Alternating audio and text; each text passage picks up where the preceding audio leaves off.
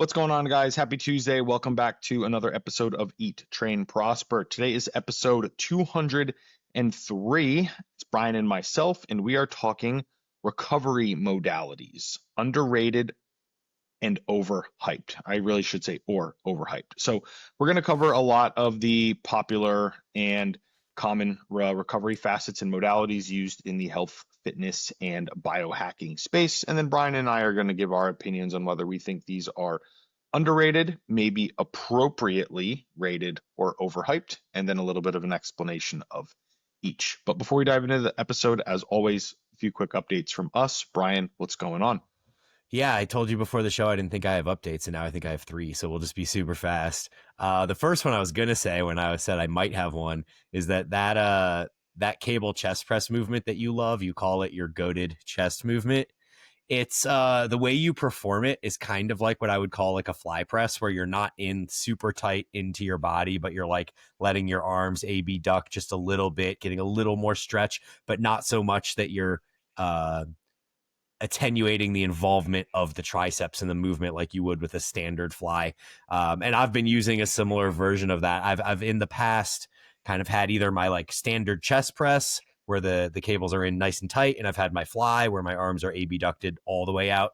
So the last couple weeks I've been doing it kind of similarly to the way you're doing it. And I think that's actually my preferred version, because I mean, I love the fly press with the dumbbells too. And I feel like the what you get out of it is very similar with the cables. It gets like just moving those arms out a little bit still gives you all the stability that you need. It still gives you the tricep drive that you need, but it gives you like a little bit more of that chest stimulus than you would get by keeping them a little bit tighter in. So huge fan of that, and glad that you kind of introduced the world to that version of that setup. Yeah, so I mean, really, there is two pieces of equipment that I have used that I've been, exposed to. One is from Free Motion, that is basically like an actual Yep. dedicated machine of that. The cable stack is like in front of you, and then you have it, set up, you face the cable stack. And then the other one is an old Life Fitness version where everything is behind you. And I've just loved those. And they are a little bit like wider. You do get like a little bit of that abduction, converging pressing angle. So I basically just try and recreate that. And I don't know, it's something about the obviously you have that consistent resistance of the cable, but there's enough of that degree of freedom to where it's not like a machine where you're pressing against like a fixed position, like you can manipulate the cable. And I think that like extra stabilization that you need to do with the cable, just the tension and stimulus I get is just incredible on Yeah. it. So Yeah. I'm definitely a big fan of that exercise. Yeah. One thing I really like about it, compared to the standard chest press, is that I don't have to use quite as much weight, and getting into the cable machine for my chest press has actually twice over the last 2 years, my arm has kind of like slid out and snapped back because the weight's just too heavy as I try to almost like power clean it into place or whatever. Yeah. And so doing the fly press, I'm using about 15 to 20% less weight than I do on the chest press. And that's been really nice getting into position too. So that's one update. Second, I'm continuing my deadlift progressions. Last week on my bi-weekly heavy deadlift week, I mentioned how I alternate light and heavy weeks. On my alternating heavy deadlift week this past week, I hit a 485 single after a 435 double. Probably could have hit higher than the deadlift single if I wouldn't have done that 435 double prior. Lesson learned. But I'm basically working at 93% of my all-time deadlift max now. And I was reflecting on that deadlift max that I pulled I was like 29 or 30 years old or something like that. So it's kind of cool 13 or 14 years later, working at 93% of it, and literally just by myself as a hermit in my basement, like nobody around me yelling at me or hyping me up or any of that stuff. I actually think that in that condition, I probably could pull similarly to my all-time best. And so that's been kind of cool to feel that again. Guaranteed, if you were in like a very testosterone driven environment of, a hype crowd, easily over that 100%. That's Yeah. easily a 7% gap closer right there. Yeah, it's just a lot of weight when you're talking about a deadlift. That's like 485 to 520. You're like talking about putting 35 more pounds on the bar, which, yeah, 7%, but like it's a lot of weight, I bet that Yeah. it would I bet that it would happen though. I do Yeah, think that. I Yeah. don't doubt it. I think in the right hype crowd, it could. And then I'm also like, even though I do deadlift with a bit of a flexed posture, slight rounded back or whatever, I know that 520 that I pulled back in the day was way worse than the form that I'm pulling with now. And so I'm sure if I got a little bit more free with my form, I could also pull a little bit more weight that way too. So maybe some future stuff. And then last update, I guess for me is just to give props to business partner at Paragon, Lori. She just did the BPN. I don't know what the official name is, but basically you run like 4 miles every hour until you fail to complete your 4 miles in the hour. And she made it 50 miles, so she went like 12 plus hours or something Wow. of this ultra marathon race. And the 4 miles is like just short enough that you know you can complete it if you like truly want it, but it's hard enough that like you can't walk it really. So it's kind of like that weird in between, and then to just do that every hour over and over for an entire 12 hours is so insane. And I'm super proud of her and amped that she was able to get through. Yeah, those sorts of feats require, like, obviously it's a big physical feat, but the psychological like commitment and draw on you, I would say, is equally as challenging, because it's like, how much do you want it, right? Mhm. Like, yeah, you could complete it, but you probably don't, like, it hurts, and it increasingly hurts. And knowing that you could do it if you like put it in gear, but like, I don't do well in those situations. Like, Yeah. historically, I I mean, do very, very poorly. and dude, like if you're running 12-minute miles, which I think is like maybe some people are doing like 10-minute miles and then they're getting like 20 minutes of rest, but 12-minute miles probably a little more reasonable. You're only getting 10 minutes or 12 minutes of rest. I mean, it's just God, I don't know how I would do with that over 12 hours. And yeah, anyway, just mad props to her. So, what's going on with your world? Yeah, I actually have a couple cool updates. So, first is, by the time this episode comes out, it will be behind us. But Mr. Mike Sommerfeld, who took second in the classic physique at the Mr. Olympia only a few short weeks ago, will be at undefeated. Today is Tuesday, so Thursday and Friday for a 2-day seminar here in Bali. So that is very, very, very cool to have someone of that caliber in the gym. It's also free for all undefeated members, and then anyone who's not a member obviously is paying. So the first day, big seminar Q&A session. He's going to be teaching about some of the things at like a really, really high level.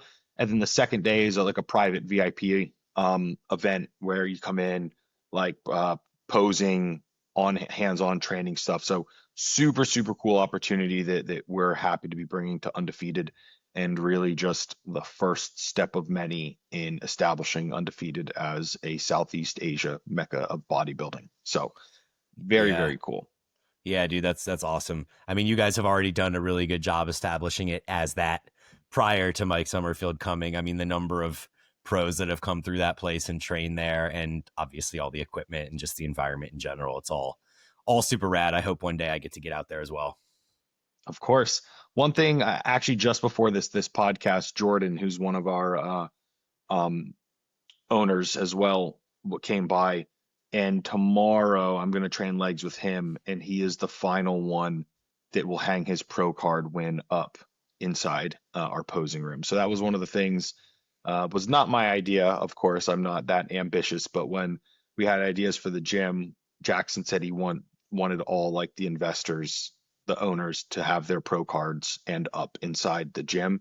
And I was like, yeah, that sounds really cool, but like, obviously I can't fucking do that, you know. Yeah, And yeah. like, lo and behold, I become the second one to actually do that. But Brandon's went up the other day. Mine went up like 2 weeks ago, and now Jordan just got into town and his will go up. So that's really, really cool. And then we obviously have this massive event with Mike Sommerfeld, which is very, very, Nice. very cool.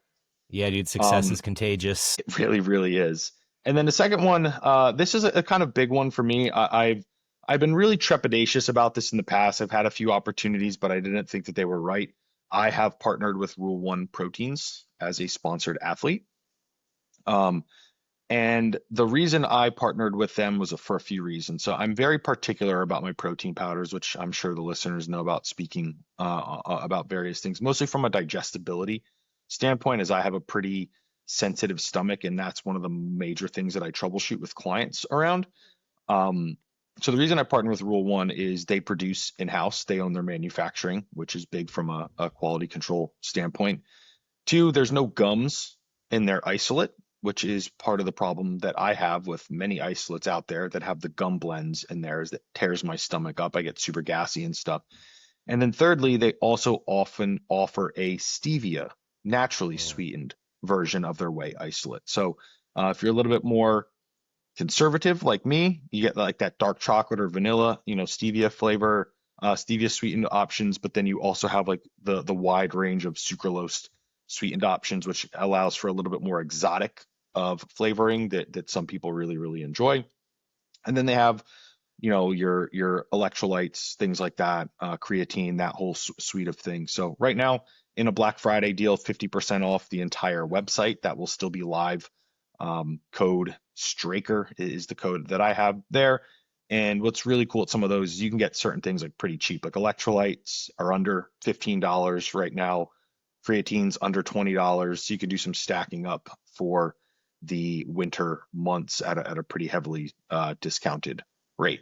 So those are a couple pretty big updates for me that I had forgotten about right when we started recording. Yeah, I'm looking at the website right now. I actually had only heard of Rule One. I'd never actually like seen their product or knew anyone that took it or anything. So looking at the website, it looks great. I see all the 50% off. So you can get a 5-pound jug of whey for $80 right now with the discount. And usually it's 160. And I looking at it, I was like, man, that 80, that is cheap for 5 pounds. And then I saw the actual normal price. And I was like, oh, that's not so cheap for 5 pounds. But now's the moment. Get in there, use code Straker, half price. Yeah, so pretty cool. Excited for that to kind of foster and flourish, and just another area that I can demonstrate value and grow as a brand myself. Yeah, buddy. Love it. All right, cool. Let's talk recovery modalities and all that fun stuff.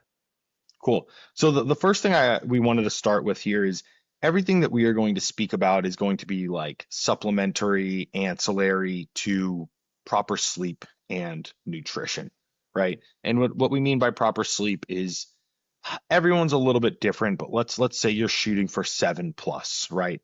Maybe 6.75 every once in a while sort of thing, but make no mistake, none of the all the cold baths in the world, all the saunas, all these like things that we're going to get into are not going to have a meaningful impact if your sleep is poor quality and poor volume. Like that's always going to be the most important factor here. Second, in terms of recovery, is going to be adequate nutrition, right?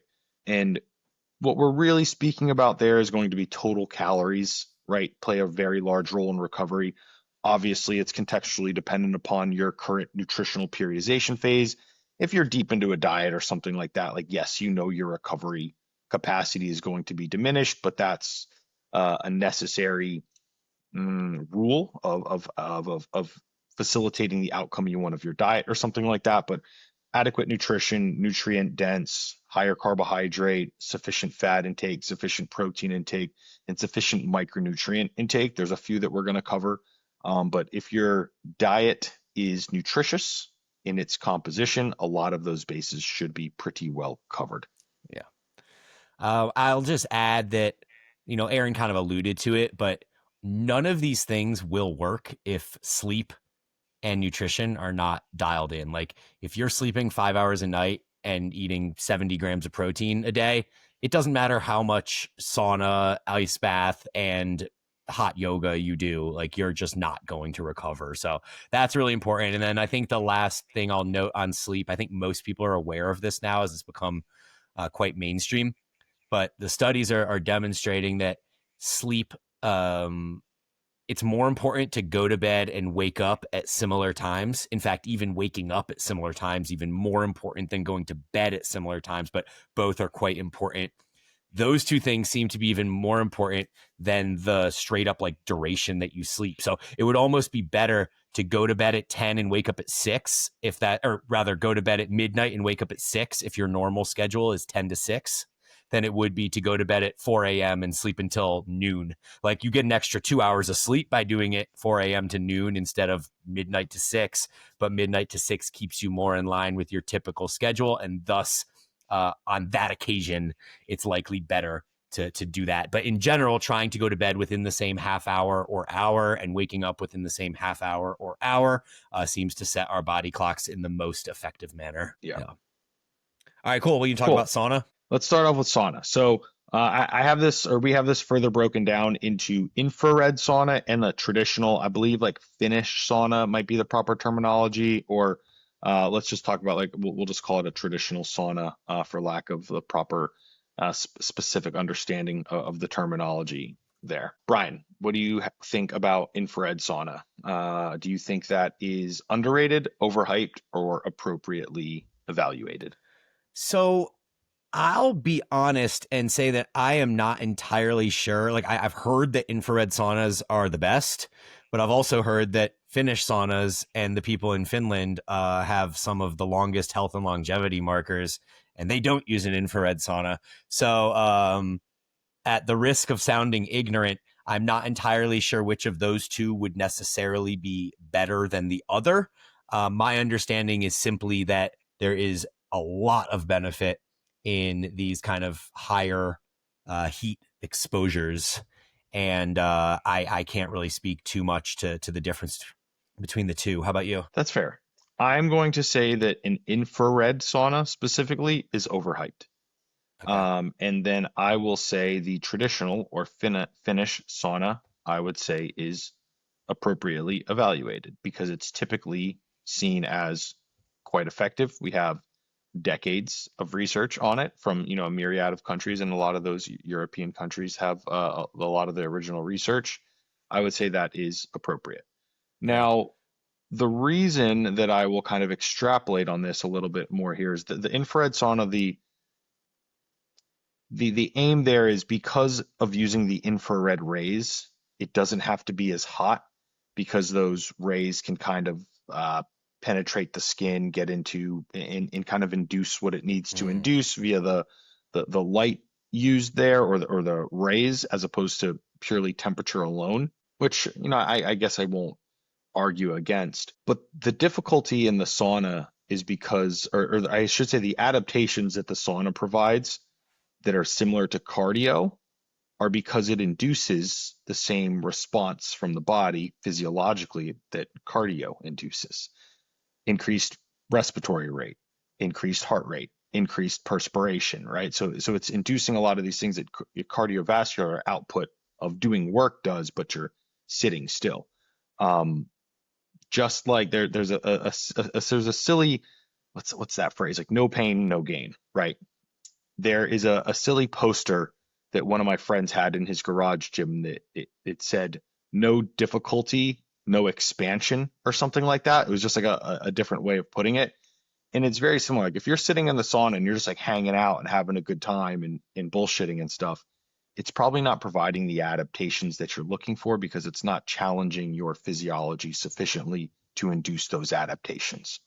Very similarly, if you go to the gym and you take a 20 rep max load and you do 5 reps with it, you're probably not going to be inducing adaptations from that. So I think if we are going to use an infrared sauna because it's, a little bit more availability, that's what you have, something like that, you might need to push your durations a little bit more until you feel some of that discomfort to reap the magnitude of adaptations that you're looking for.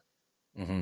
Yeah, I've heard recently as well that there does seem to be a point, though, where exposure to extremely high temperatures actually kind of has the reverse effect.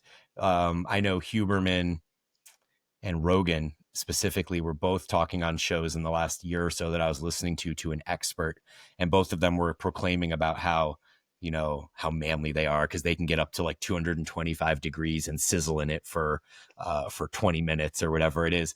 And the expert that was on the show was like, whoa, hold up a minute. Like the studies are actually now showing that cooking yourself at too high of a temperature actually has mitigating effects, and that the proper temperature is somewhere between, correct me if I'm wrong, I think it's 180 to 205 or 180 to 200 or 170 to 190 or something in the like high 100s range. Seems to be like a sufficient temperature to give you all of the adaptation benefits that you need without having to go into that like 2.25 range or anything like that. So I would just point that out. And then I would also point out that like Huberman has warned against, if you're trying to conceive, that it can hurt your fertility. So he recommends, putting like an ice pack around your lower regions. He's also talked about when he's at the really high temperatures and it's like cooking him at 200 plus or whatever, that he'll put like a cold washcloth over his head so that his brain doesn't get too hot. And so I think depending on how hot you go, those are considerations you might want to take. But if you're staying in like the range that's accepted as therapeutic, then I think in most cases you're probably fine. Yeah, I would agree with that. I know for fertility, the heat exposure is not great for the scrotum and spermatogenesis and those sorts of things. So in full transparency, I'm not using the sauna right now because that's my primary goal. And yeah, like anything taken to the extremes is probably not the healthiest. The last thing that I will add there so that we can move on is there's oftentimes when people talk about the sauna, they'll talk about the growth hormone exposure increase. And they'll say like, oh, sauna use showed us a 16x output in growth hormone. I've read that study. It did do that. The protocol that they used to achieve that 16x growth hormone is incredibly unsustainable, and I couldn't even do it if I wanted to. If I remember correctly, it was 100 degrees Celsius, 212, 30 minutes twice a day. Yes. It's an older study. I think it's from like the late 80s. It was brutal. So people often leave that part out when they talk about the 16x growth hormone, what they actually had to do to achieve that or to produce it, I guess. But it was really gnarly, really gnarly. Yeah, I mean, that also seems to be at that temperature that's probably like a little too high and possibly like beginning to cook your insides anyways. So you could probably go a little bit lower. I'll include, it was a smaller cohort of individuals. I think it was maybe like 8 women and like 10 men or something like that. 70% of the women lost their cycle. Yeah, so that's not good. Yeah, doing some cherry picking of the positives of that study and not the other parts that come with it. Yeah. So, and then I'll just add that I've heard of people trying to get the most out of the sauna will actually intentionally plan their sauna to be directly after their cardio. So they'll be like breathing heavy, sweating, already internally heated, and then go into the sauna. And it seems like that's even extra effective than it would be if you just went into it cold. So one other thing to consider there. And then I'll just add anecdotally that I love the sauna. It's amazing. I think that of all of the different things we're going to discuss today, that's probably my favorite one. But there's some other ones that I love as well, and we'll get into that as we go. So anything else before we jump into cold water immersion? No, I would agree with that. I would say of the things that you kind of sit and have happened to you from a recovery modality sort of thing, so sauna would be my top choice. Yeah, cool. Okay, cool. Moving into cold water immersion / ice baths / cryotherapy. What do you think there, Brian? Yeah, I mean, we know the studies are extremely confident at this point that it blunts hypertrophy and strength adaptations. So you hear the experts often say that, as long as you're separating it by like 6 to 12 hours from your lifting, that it's probably fine and it's not that big of a deal. You hear the same things about ibuprofen and stuff like that. But my guess would be that there is probably still some residual negative effect that's occurring there, simply because the process of muscle protein synthesis doesn't just completely stop after 6 to 12 hours. Like, yes, it's going to be still less rising. Is it? Yeah. Well, I guess it depends where you are in your training journey. Like they say, if you're super advanced, like you and I are, we might only get 24 hours of MPS, right? Whereas some new person might get 72 to 96 hours. So it kind of depends where you are in that journey. But either way, if you're, even for someone like us, if you're doing it 6 to 12 hours apart from your lifting, you're still in the process of MPS. And so, oh man, I am such a baby when it comes to this stuff. Like I think I use the excuse that it's bad for hypertrophy and strength to straight up just give myself a reason not to do it. I did it a few times during the CrossFit days when we'd be at like regionals competitions and there'd be just like those big tubs of ice water sitting there after, and I would hop in for a minute or two. And I always hated it. Like there was never a point where I could just like get to how some of those athletes were, where they'd be just be sitting in the ice bath, like conducting an interview or something like that. I'm literally just sitting there, like teeth chattering, miserable, just like dying to get out. And from my experience with these, I guess my experience and what I understand about the science is that the cold water immersion is more about changing your like kind of psyche through adrenaline. And there's another word I'm looking for that basically determines kind of the endorphins. That's not the word I was looking for, but basically it enhances the endorphins and the experience of euphoria or contentedness that you have for hours after the experience. So my understanding is that it's probably more valuable for change of mental state purposes than it is for specifically recovery based purposes. What's your understanding? Yeah, I think my understanding aligns with what you said. There is no denying the kind of dopaminergic, Yeah. positive, euphoric, uplifted mood feeling for hours post the ice bath. I would definitely not try and combat that. I've personally experienced that numerous times. I would say for your general fitnesser, hypertrophy hobbyist, it would be overrated. I would say that, or overhyped. I apologize. However, the where the ice bath really shines is in like a weekend tournament situation, or like you said, CrossFit, weekend CrossFit thing where you're exercising really hard, multiple times per day, and you need to try maximize recovery or effectively blunt the cascade of inflammatory response post a hard workout because you need to do another hard workout 3 hours later. Ice bath shines, right? So Yeah. where it shines for like repeated bouts of maximal performance in a short period of time, it's wonderful. It's obviously not great for hypertrophy for the same reason that it is great over a weekend of tournament sort of thing. Yeah. So I would say overhyped for hypertrophy, underrated for like a weekend of CrossFit, competing or something like that. And then I would say it is appropriately evaluated for the mental and mood lifting desires. Yeah. And then what do you know? Because I've heard a bunch about how doing cold immersion activates brown fat, which is, I guess, a type of body fat that's responsible for regulating body temperature. And it's supposed to be super healthy for us in our striving for longevity and health and all that stuff. What do you know about that? Not very much. I Okay. will say I do think that I mean, I think that research is pretty cut and dry on what it says on activating that. I think there might be a little bit of the repeated exposure effect. So I'm trying to think of what year it was. What year did we start the podcast, Brian? Was it 2021? Like January of 2021? Yeah, exactly.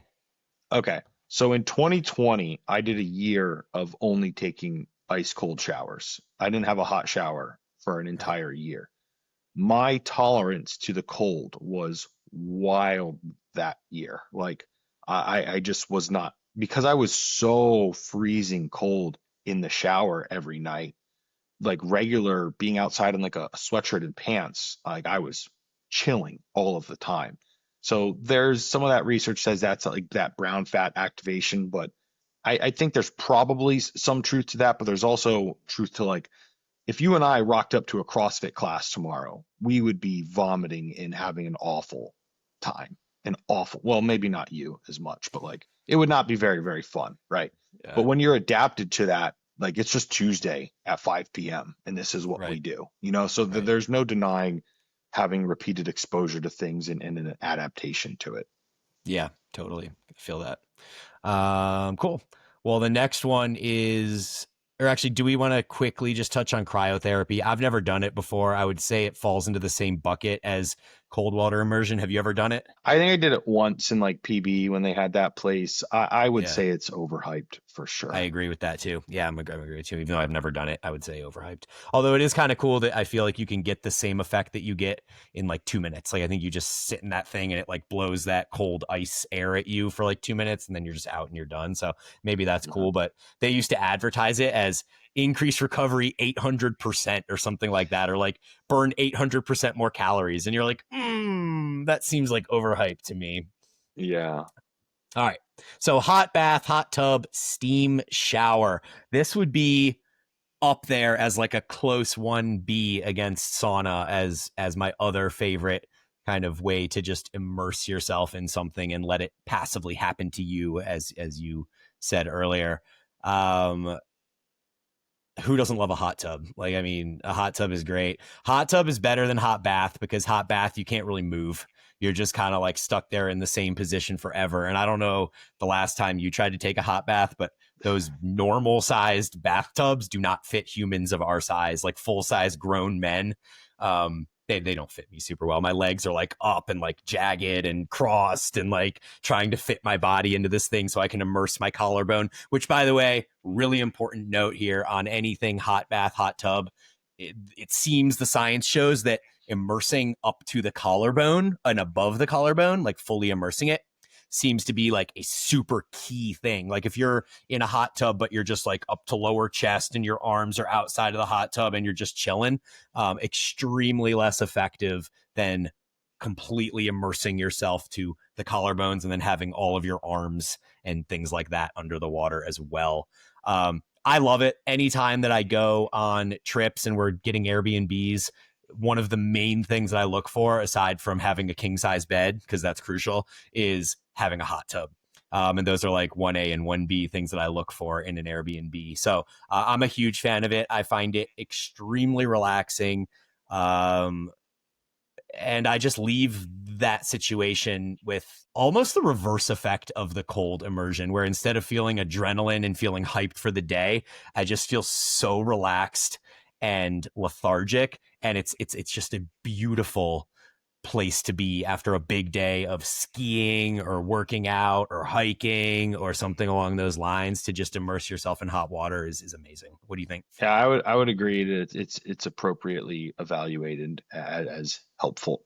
And part of the reason why I think is it, like you just said, it induces the parasympathetic, right? Which is like our recovery and rest and digest and recovery, Yeah. half of our nervous system. So, kind of similar to like, in the moment, the sauna kind of induces a little bit of a sympathetic style of drive, like elevated heart rate and sort of thing. But then after you get out, you calm down, you like shift kind of deeply parasympathetic. And the hot tub is great for that. I would say, I am using a little bit of anecdote here that hot submersion of like some tired or fatigued, sore legs in like the hot tub, the hot bath, I feel like does subjectively help with like how sore my legs were, maybe a couple hours later. I am, like I said, using anecdote there a bit, but I would say I think it's appropriately rated. Yeah. I mean, I think it's super helpful. So if it's said to be helpful and it is helpful, then it's appropriately rated. Yeah. The other thing I'll add here is steam shower. I've seen questions on Reddit and on like Rhonda Patrick's pages and stuff asking if steam shower is in the same category as like hot thing. And the answer seems to be yes. Like if you can get your body to be in an overheated state and you kind of just sit there and deal with it for 15 or 20 minutes, they all seem to react relatively similarly. I have a steam shower in my house, which was actually like a huge selling point when we were trying to decide which house to buy. The fact that this house we're in has a 7 sprocket shower with a steam shower inside of it. Huge selling point for me. Love the steam shower, especially in the winter. Huge fan. It's worth noting that the temperatures are very different between different type of thing that you use. So we mentioned like 170 to 200 for the sauna. Like that's really high. hot bath or hot tub is usually going to be about 104 is kind of the intended temperature. These are in Fahrenheit. And then for steam shower, it seems 110 is the number, 110 to 112. And so that's what I'll usually put mine on is 112. And to Aaron's point about kind of the activation of the heart rate and increase of all of those kind of processes in the body, I have kept my watch on in the steam shower to just kind of when I'm at the peak temperature, like what's happening to my body. And I have literally hit 140 heart rate just sitting there in the steam shower, which is literally the same as being in like high zone 2 for me. So the fact that I could go in there for 20 minutes and get a similar physiological response is kind of, Yeah, that is wild. That's up there for that. Certainly. yeah, it's just so uncomfortable. Like I'm so uncomfortable in my skin that it's, Yeah. yeah. Yeah. Okay, cool. Active recovery day / recovery run. What do you think? I think it depends how you define all that stuff. I kind of think like unless you're a runner, that running is never recovery. If you're, you know, a 6-minute mile guy for multiple miles, then sure, you can run 8 or 9-minute miles and it's probably a pretty good recovery for you. For me, who like runs zone 2 in 11-minute miles, what am I supposed to do for recovery? Like run 14-minute miles? I don't know. I think at some point it just becomes go for a walk. But I do think, you know, if you were to put that into biking or something like that, sure. Like you can have an active recovery day with super low intensity exercise, if you want to call it that, or movement maybe is the better way of describing that. If I go out for a recovery ride on my bike, I'm literally doing it in a manner where I'm never physically feeling like I have to push the pedals. It's simply just rotating air. It's just like I'm pedaling air. My heart rate never really gets above 100 beats a minute, something like that. I'll go for walks. I'm a huge fan of going for walks, creating blood flow, circulatory responses, all of that stuff. And as far as like other forms of active recovery day, like we didn't really even include mobility work in here, but I would put mobility into the category of active recovery. And I think back to kind of some of the CrossFit days where, you know, we would train 2 or 3 hours, 6 days a week, but I would usually have one day where I just kind of felt run down or I auto regulated in a non-workout day. And I would create these little circuits in the CrossFit gym where maybe it would have 4 or 5 different mobility movements. And then I would do like some really light air dining between each. So it would be like 30 seconds of air dine at 50% effort, and then like 2 minutes of mobility, and then 30 seconds air dine, 2 minutes mobility, 30 seconds air dine, 2 minutes mobility. And I would just kind of alternate back and forth between those for an hour or so. And I found that to be extremely effective as well and enjoyable for my recovery. Yeah. So this one's hard to answer because everything that you just outlined, I think, is wonderful, right? I think that's incredibly positive and I would say very underrated.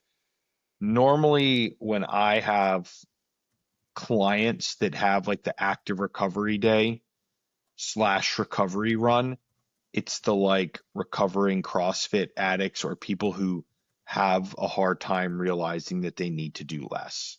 So they call it an active recovery day, but they're still like training and they just call it that.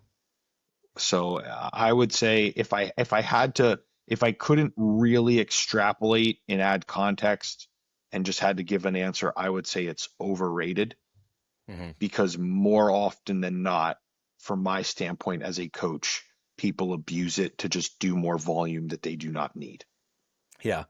I would say it's overrated too, but I would say simply because it probably doesn't provide much tangible benefit beyond simply just taking a rest day. And then the risk, to your point, is that you end up going too hard and it becomes another workout day. So unless you're extremely experienced with how to implement that, like those mobility circuits I was talking about, where you keep your efforts super low, in most cases, I just recommend that people simply go for a walk and stretch. And I think that if you do that, then you're ensuring that you're not actually working out, because no one can walk to the point of working out unless, I guess, you're severely untrained, which means you're probably not listening to our podcast. So in most cases, yeah, just kind of walk, move your body, stretch a little bit, stuff like that usually is just as good as actually going out and having a planned like recovery activity of some sort. And I think kind of some of the things that you alluded to is like you ride your bike very, very leisurely pace. You go for a walk. Those are just typically like healthy activities that someone who values their health and physique does, right? Like Brian, if I were to tell you, hey, on Sunday it's a rest day, you can't do anything and you need to sit on the couch from, 9 a.m. to 7 p.m. Are you going to feel good that day, or are you going to be a little bit like stir crazy and not feel great? I'd be miserable if I was Oh forced yeah, to do that. I'm gonna feel terrible, and then to make matters worse, I find that on those days where I do nothing, my appetite is out of control. So the simple movement of my body through space multiple times throughout the day, even in the form of like going for walks and stuff like that, it somehow regulates appetite. And I know there have been studies that demonstrate this as well, where like people that are active and work out regularly have better appetite control than sedentary people. But it's crazy that even on an acute basis, like one day at a time, if I'm just sitting there and being like, today is a lazy day, I'm watching football all day. I mean, I can't help myself. I'm going to eat like 3 or 4 huge meals just because I'm sitting there watching football. So I'd much rather get up and move my body and kind of regulate that appetite a little more effectively. Agreed. Agreed. Yeah. How about yoga? Do you do any of that? I have gone through periods where I do yoga. Right now, unfortunately I think I'm a little bit too big and would be really frustrated and hate myself because even like natty Aaron at like 200 pounds couldn't stay in down dog for too long because my triceps would fucking tap out, which Yep, is I like feel that. so pathetic if you think about it. Like I can't hold myself in down dog because my triceps they're on Yeah. fire and they're like shaking and stuff, and then I'm fucking convulsing there, just like and they're like, let go of the weightlifter face. I'm like, you don't understand how hard I need to be fucking working to support my body weight right now. And that was when I was like 195 pounds, and now I'm fucking 230, and like I don't stand a chance. so, Yeah. so yeah, there's not really any yoga. I just do some like mobility on my cardio days. But I would say like hot yoga from a recovery modality capacity, overrated because you need to recover from something that hard. Power Mhm. yoga, again, from a recovery capacity standpoint, I think it's overrated because you need to recover from that. It's effectively like a training class of sorts. My favorite, the yoga that I think has the most inherent benefit is like a slow flow slash restorative yoga. There may be some different specific terminology there that I'm not overly familiar with, but it's again very parasympathetic inducing. So I'm sure hopefully by now, listeners is starting to pick up on a trend, things that modalities that tend to help induce parasympathetic nervous system activation are going to be typically accretive in recovery capacity because of inducing that parasympathetic state. Yeah. Yeah, I fully agree on the power yoga not being right because that seems like those types of classes are much more of like a workout. Like you're really actually Mhm. getting crushed during those. Kimmel will come home from those and be like, "Oh my god, I'm so sore and broken from this yoga class that I just took." And it's just a lot of movement and your heart rate's up and your muscles are sore and you're doing a lot of down dogs and chaturangas and stuff like that. My sense though is that you could have the slow flow restorative yoga in a hot setting and that's quite common.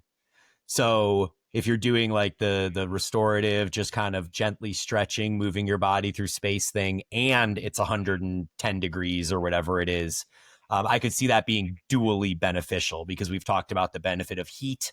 And then if you're moving your body while it's hot, just very gently, not like you're exercising, right? You're not creating a stress, but you're using it as a way to facilitate more circulatory patterns and things like that. I think that could be positive.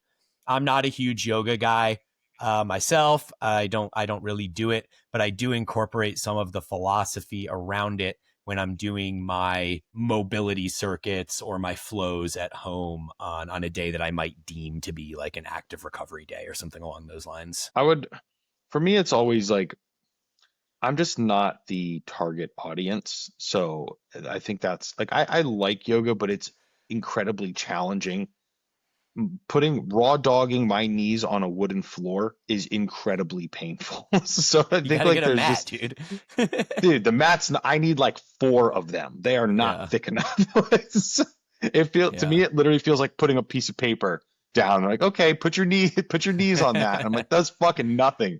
I Yeah. need a lot more padding than that. You need one that's as Um, thick as like an ab mat, like all the way through. It's like a gymnastics literally, mat or something. yes, literally. So Yeah. yeah, I'd say it's if I could be like in if there was like a yoga class where it was like a carpeted floor and then I could put the mat on it, Yeah. I'd be like, yeah, this is my pace. Like I could do this, you know. But it's again, it's just that they're very, very challenging, and I often leave there just like spent mentally from just fighting my body that's just too fucking big for a lot of it. Yep. Yep. Okay, Cool. Well, I cool. think that's fine on yoga. The next one is compression therapy. You noted Normatec boots and similar. I have no experience with Normatec boots at all. When you talk about compression therapy, the first thing that I think of is compression pants, which I tend to wear almost the entire period of colder months. So from now until the end of March, you'll pretty much find me in compression pants underneath my normal clothes all the time. Um, I don't know how much that helps, but it feels really good and I like the pressure. Um, it was recommended to me a number of years ago, like during the CrossFit days, and just kind of a habit that I've kept. And I enjoy it. I don't know that I have a lot of science to talk about it, but what other kind of things of compression therapy are you thinking of beyond boots and pants and things like that?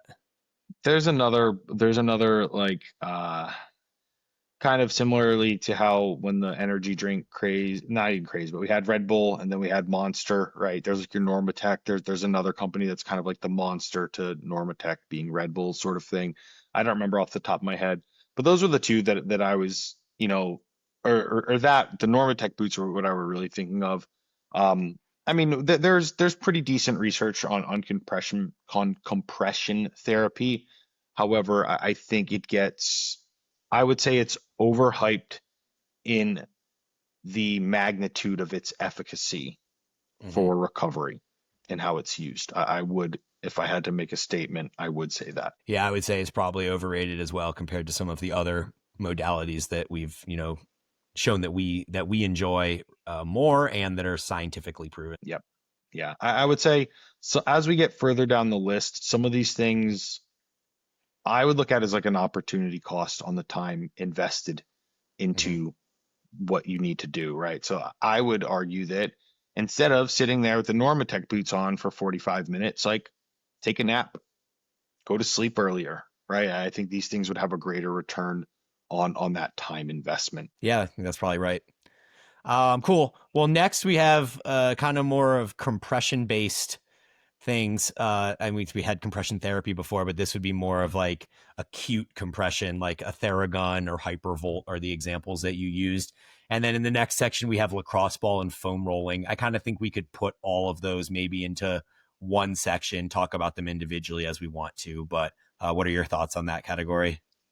Uh, I'd be hard because I would say some of them are overhyped, but then like a lacrosse ball, I think would be probably underrated in its efficacy. I am a huge fan of the lacrosse ball. I think I've talked about it on here before. I've definitely talked about it on Instagram, but I have about 6 or 7 lacrosse balls scattered throughout my house and my cars, and they're just always there. They're like my good friend. It's like my bad habit of like biting my nails or something, except this is a good habit. Um, so anytime I'm in the car, I have one that I'm kind of jamming into, different spots on my back or whatever against the seat. I have one next to my bed. So if we're in bed watching TV late at night or I'm reading or something like that, I'll have one in whatever position is necessary there. Um, I use them as prep for lifting. Like if yesterday's a perfect example. I was doing some T-bar rows, and as I was setting up for my first warm up set of T-bar rows, I was like, what feels really weird in my like lower trap right now? Like there was something that like was kind of pulling and it just felt a little off. So I took a lacrosse ball, jam it up against the wall for about a minute, rub the spot out that was feeling it, go back to the T-bar row, boom, everything's loose and feels amazing. Um, I would actually say that of all of these things we talk about through this entire episode, the lacrosse ball is the one that occupies the most of my time. Like I might even have that thing on my back for like an hour or two every day. throughout the course of the day. So there's no way that anything else could even begin to compete with how much love I have for the lacrosse ball. And I specifically just love how my ability to get the most out of the lacrosse ball is constantly improving. Like my ability to acutely target the spot that I need at the right angle that I want to get the release that I covet. Like these things are skills that I've enhanced and gotten better at throughout 1 to 2 hours a day of lacrosse balling for multiple years. Go figure. But I love it. Huge fan of it.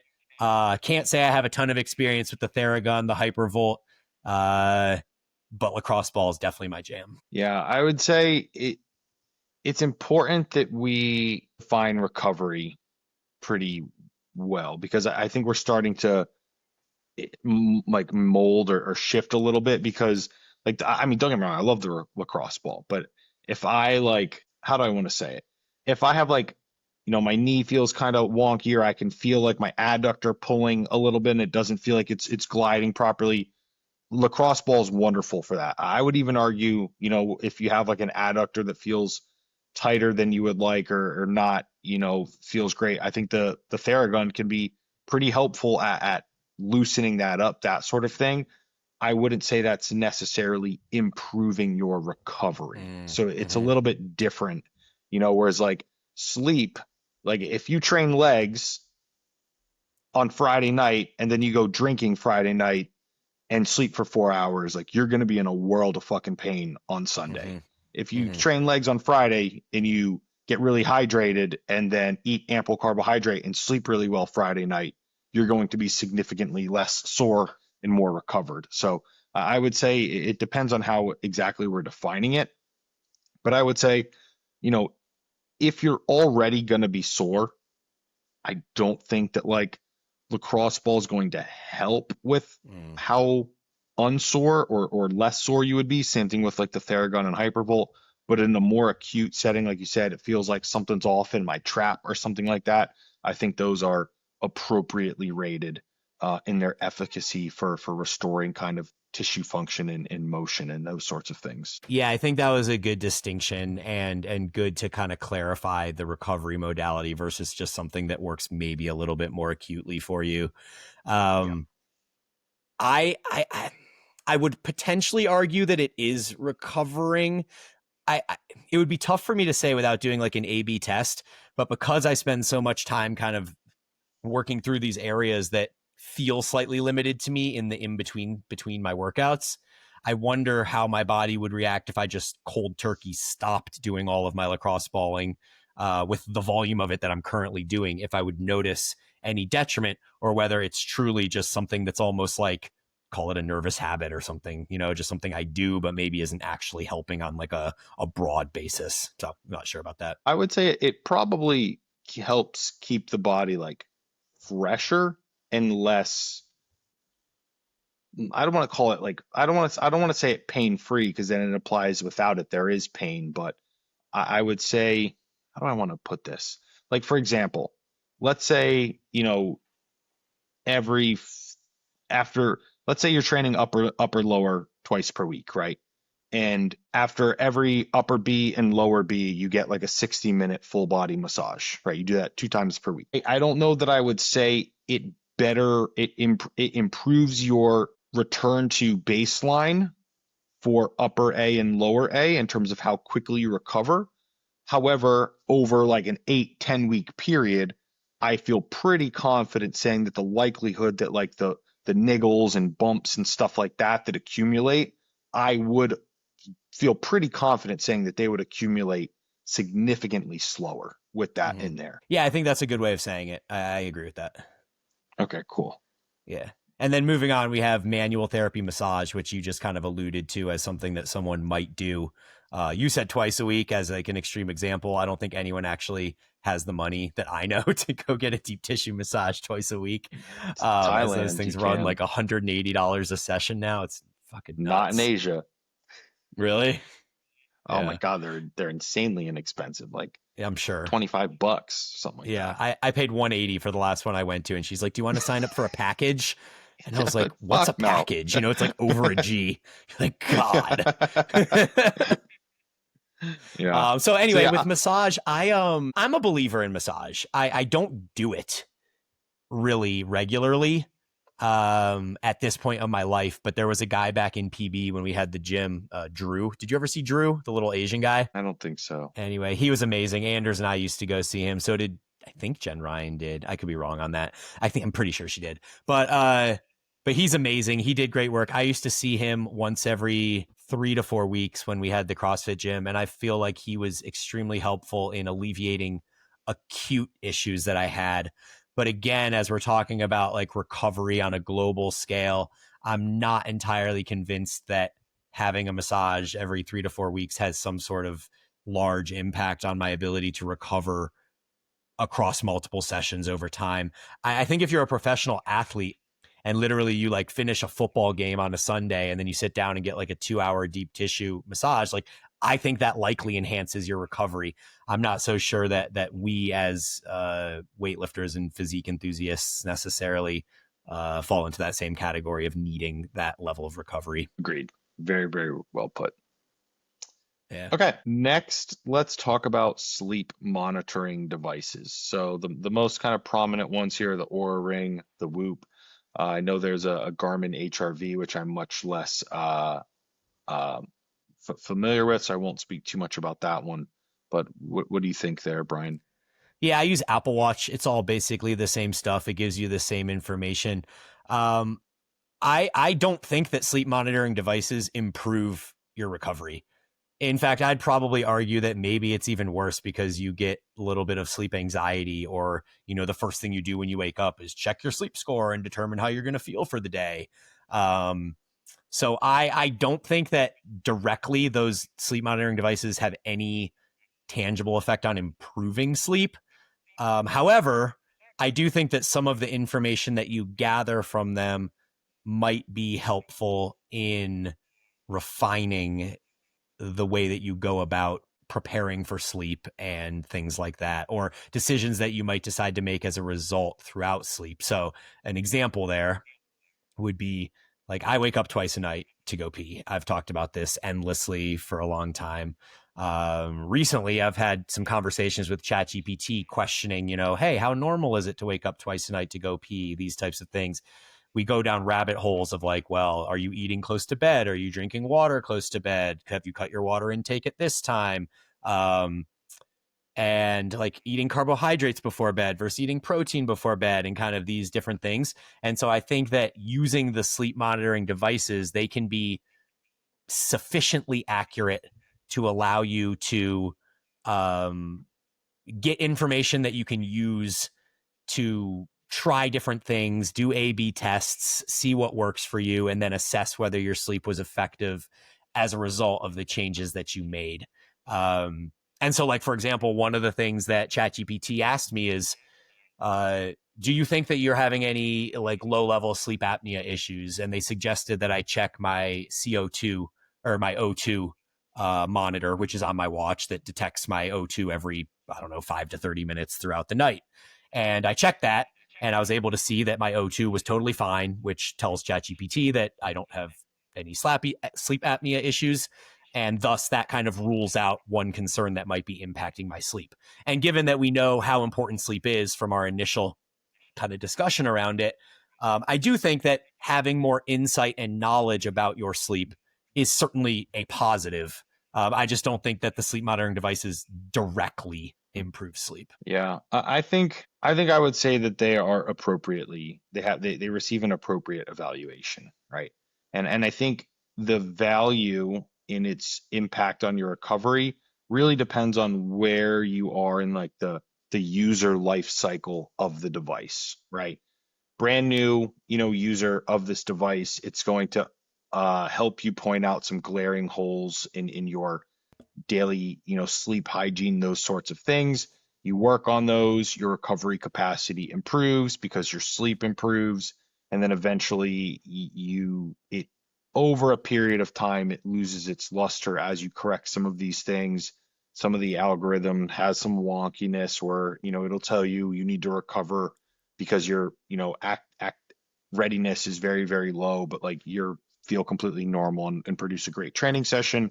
And then most of the time after like a year or so, people kind of move on and stop the subscription sort of thing. So there's a very, very similar life cycle, of most typical users of these sorts of things. So like I said, I think it's appropriately rated. I think it has a higher efficacy and value the earlier you are in purchasing, signing up, those sorts of things, and then its value kind of wanes over time.